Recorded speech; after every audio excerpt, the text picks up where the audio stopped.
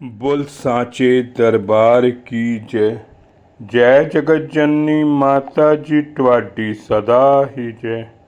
बोल मेरे दिल वाली सरकार की जय। सिया राम सिया राम सिया राम। साथ संगत जी, आज की साखी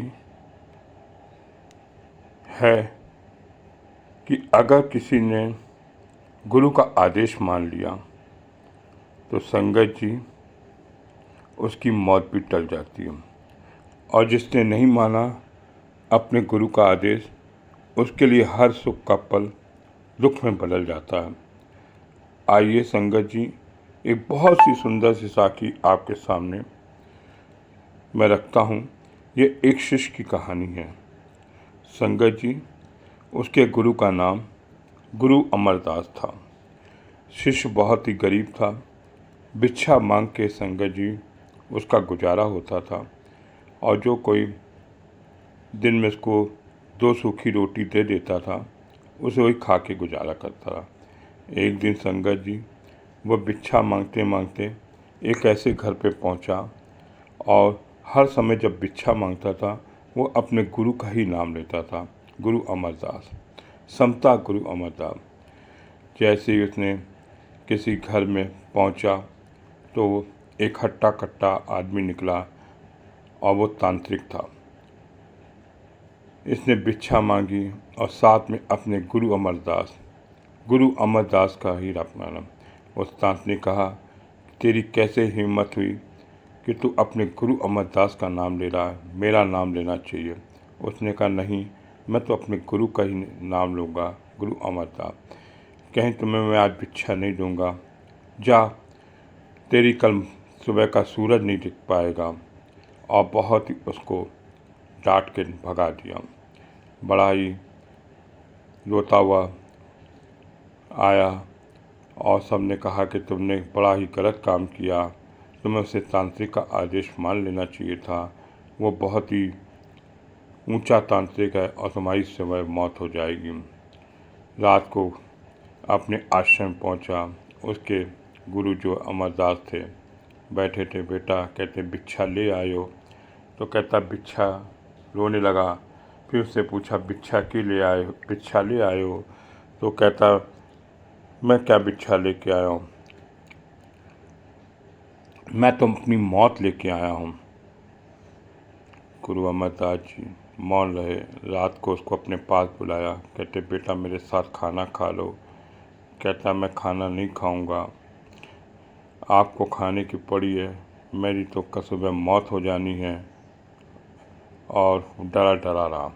तब उसके गुरु अमरदास जी कहते हैं, बेटा एक काम करो, मेरे शरीर में बहुत दर्द हो रहा है, पैरों में, मेरे चरण दबा लो।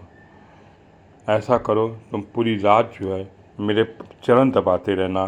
कोई भी आ जाए, कोई भी कष्ट आ जाए, तुम छोड़ना ना। ये मेरा अगर तुम आदेश मानो, मेरे चरण दबाओ। संगत जी, गुरुजी उनके खाना खा लिए। उसके बाद वो गुरुजी के चरण पकड़ के बैठ गया और दबाता रहा। संगत जी, इधर गुरुजी उनके सो गए, और लेकिन वो चरण दबाता रहा क्योंकि उसने गुरु का आदेश था। पहला पहर बीता। उस तांत्रिक ने एक सुंदर सी स्त्री भेजी, हीरे जवाहरात से भेजी। दरवाज़ा खटखटाया, बेटा देखो, बाहर आओ, कितने हीरे जवाहरात हैं तुम्हारे पास, आओ ले लो। लेकिन उसने कहा, नहीं, मैं तो अपने गुरु के चरण दबा रहा हूँ, मैं आ नहीं सकता हूँ। अगर आपको देना है तो आप मेरे यहाँ आके अंदर दे जाओ। उस तांत्रिक की जो बनी थी सुंदर सी स्त्री, वो चाल न चली, वापस चली गई। फिर तांत्रिक ने दूसरा रूप भेजा, एक माँ का रूप में उसको भेजा। लड़के की माँ के रूप में बन के आई। कहती, बेटा आओ, मेरे पास आओ। उन्होंने कहा, माँ तुम आ गई हो, मन तो कर रहा है कि तुझसे मैं आखिरी बार मिल के जाऊँ, लेकिन मैं अपने गुरु के चरण दबा रहा हूँ। तुम्हें आना है, तुम यहाँ पे आके मुझे आशीर्वाद दे दो, मैं बाहर नहीं आ सकता। तांत्रिक की संगत जी, ये दूसरी भी चाल फेल हो गई। फिर तांत्रिक ने एक यमराज को भेजा। यमराज जब आया उस लड़के से कहता तुम चलो, तुम्हारी मौत आई हुई है, तुम मेरे साथ चलो। उसने कहा मैं आपके साथ नहीं चल सकता, मैं अपने गुरु के चरण दबा रहा हूँ, मैं गुरु को छोड़कर नहीं जा सकता। और संगत जी इस तरह से तांत्रिक भी चला गया और देखते देखते सुबह हो गई, चिड़िया चहकने लग गई और गुरु जी की आंखें खोली और देखा उनका शिष्य जो है उनके चरण दबा रहा। उन्होंने कहा बेटा तुम्हारी तो मौत आनी थी, क्या हुआ? उसने कहा मेरी मौत नहीं आई गुरु जी, मैं आपके चरण दबा रहा था। कहते हैं जिसने गुरु के चरण पकड़ लिए उसका कोई बाल बांका भी नहीं होगा और मौत भी नहीं आएगी। संगत जी ऐसे ही एक सुंदर सी साखी मेरे गुरु बाबा दिलीप सिंह बेदी जी के शिष्य की है। संगत जी वो एक शिष्य था जिसका नाम था भगत मोतीराम जी।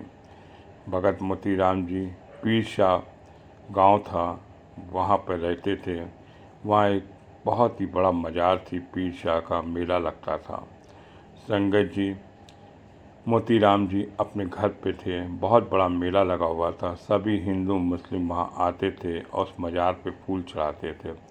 वहाँ पर संगत जी नानक सिंह करके एक जो है गुरु बनकर मोतीराम जी के घर आया। मोतीराम जी की माता जी बहुत ही दानरूपी थी, बड़ी सेवा करती थी। उनके यहाँ कई गाय थी जिसमें दूध और मक्खन निकलता था और कुछ सेवकों के साथ वो लंगर करने आया और नानक सिंह ने कहा मोतीराम जी से मैं आपके घर में आज कुछ लंगर करेंगे। उनकी माता जी ने बड़े चाव से बैठ के सबको पराठे बनाए, मक्खन लस्सी खिलाई। इस बीच में संगत जी 2 सदस्य और आ गए। नानक सिंह ने कहा इनको भी जो है प्रसाद ग्रहण कराओ। तो मोतीराम जी ने अंदर गए, कहते वहाँ तो मक्खन ही कम है, लस्सी भी कम है, कैसे होगा? नानक सिंह गुरु अपनी करामात दिखाना चाहता था। संगत जी इस तरह से उसने मोतीराम को अपना शिष्य बनाने के लिए उससे कहा कि एक बेटा चादर ले आओ, एक कपड़ा ले आओ और कपड़े से जो घर में खाना बना हुआ है ढक दो और जितने लोग आएँ उतने खाने दो। उसने ऐसा ही किया। उसने अपनी माता जी को बताया मोतीराम जी ने, और इस तरह से उन्होंने कपड़ा डाल दिया। बहुत से गुरु सेवक, बहुत से बाबा लोग आए, लस्सी पिया, मट्ठा पिया और पराठे खाए। इस तरह से संगत जी जब आखिरी में देखा पास में वो ऐसे वैसे बेचारा, मोतीराम जी को बड़ा ही इस पर विश्वास हो गया क्योंकि उसने अपनी शिष्य को जाल में फंसा लिया था और उसको बेटा देख के बड़ा आशीर्वाद दिया। उसके बहुत ही चरण पकड़े और उसको अपना शिष्य बनाने के लिए कहा। नानक सिंह जैसे चाहते थे कि मोतीराम मेरा शिष्य बन जाए और इस तरह से भेंटा दे के आशीर्वाद दे के वो चलेगा। उसके बाद कुछ ही देर बाद मेरे हजूर बाबा दिलीप सिंह बेदी महाराज जी वहाँ पर आए और मोतीराम जी के घर आए। वहाँ पर उन्होंने, उनकी माता जी ने कहा कि बड़ा ही शुभ दिन आप आए हैं, आसन ग्रहण करिए। और वो चौकी बैठ के आसन ग्रहण किया। उन्होंने कहा कि आप भी प्रसाद खाइए और बैठ गए। और एक तौलिया था और बहुत ही आँखों में जुनून जलाल हो गया, आँखें लाल हो गईं और अपने तौलिया से उन्होंने 4 बार पटकना शुरू कर दिया। जैसे ही तौलिया पटका, संगत जी जो नानक सिंह था जो मोतीराम जी के घर आया था, भागता भागता वो संगत जी वो आया। मेरे हजूर ने कहा तेरी कैसे हिम्मत हो गई मेरे शिष्य के अपना बनाने के लिए, तूने क्या जादू किया? और तो भागता भागता आया और पागल हो गया। जैसे ही मेरे हजूर बाबा दिलीप सिंह बेदी महाराज जी की उस नानक सिंह के नज़र पड़ी, नानक सिंह पागल हो गया, लौटता रहा। न कैसे तूने गलती कर दी मेरे शिष्य के ऊपर डोरे डालने की? संगत जी बड़ी ही माफ़ी मांगने लगा। मोतीराम जी की माता जी ने बड़ा ही अरदास किया कि इसको माफ़ कर दिया जाए। तो कहता हूँ तब मेरे हजूर बाबा जी ने कहा कि इसको माफ़ कर देते हैं और उसकी शक्ति वापस ले लें। तब मेरे हजूर बाबा दिलीप सिंह बेदी महाराज जी ने मोतीराम से कहा, क्यों तुम इतने कच्चे हो? एक पतिव्रता स्त्री भी जब शादी करती है तो अपने पति को पूरी ज़िंदगी अपना गुजार देती है, अंत तक वो अपने पति को मानती है, और तुम इतनी जल्दी डोल गए तो अपने गुरु को छोड़कर दूसरा गुरु बना लगे। ऐसे संगत जी मोतीराम जी ने माफ़ी मांगी और गुरु चले गए। कहते हैं संगत जी, जिस गुरु को हम अपना आदेश मान लेते हैं वो तीनों 9 लाख खंडों से स्वामी से बड़ा है। संगत जी, गुरु मेरा बहुत बड़ा है, लेकिन हम कभी कभी संगत जी भटक जाते हैं। आस पड़ोस वाले हमको भड़का देते हैं। जब हमारा कोई सदस्य बीमार होता है, ठीक नहीं हो पाता, समय लगता है, तो हम किसी दूसरे तांत्रिक पंडित वगैरह के चक्कर लगाते हैं। संगत जी, अगर आपके गुरु का आदेश मानिए, अपने आका गुरु का नाम लिया है, अपने गुरु बाबा दिलीप सिंह बेदी महाराज जी को याद किया है, तो उसके अलावा किसी को ना मानिए। संगत जी, आज की साखी से ये सीखिए कि मेरा गुरु 3 लोकों 9 खंडों से सबसे बड़ा है, इसके आगे कोई नहीं टिक सकता। बोल सांचे दरबार की जय। जय जगत जननी माता जी ट्वाडी सदा ही जय। बोल मेरे दिल वाली सरकार की जय।